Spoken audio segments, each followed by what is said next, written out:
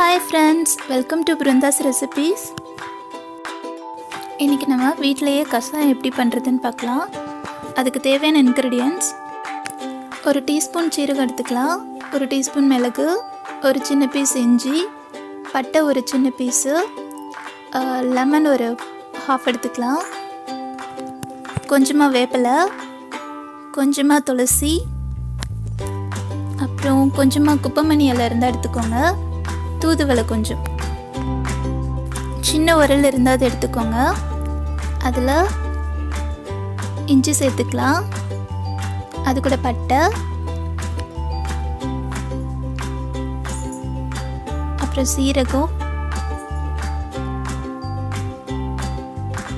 மிளகு, இது மட்டும் சேர்த்துட்டு இதை நல்லா அரைச்சி எடுத்துக்க போகிறோம்.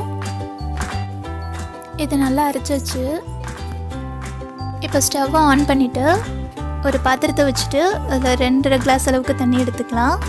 தண்ணி நல்லா கொதிச்சதும் நம்ம அரைச்சி வச்சுருக்க பேஸ்ட்டை அதில் போட்டுக்கலாம்.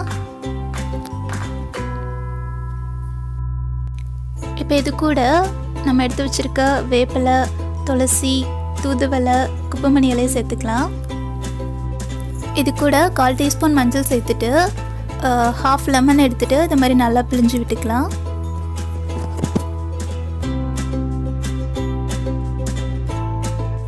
இது ஒரு 5 நிமிஷத்துக்கு நல்லா கொதிக்கணும்.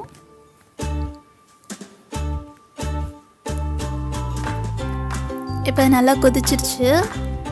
இப்போ இது கூட நாட்டு சர்க்கரை ஒரு 2 ஸ்பூன் அளவுக்கு சேர்த்துக்கலாம். இப்போ கஷாயம் ரெடி ஆயிடுச்சு. இதை வடிகட்டி எடுத்துக்கலாம்.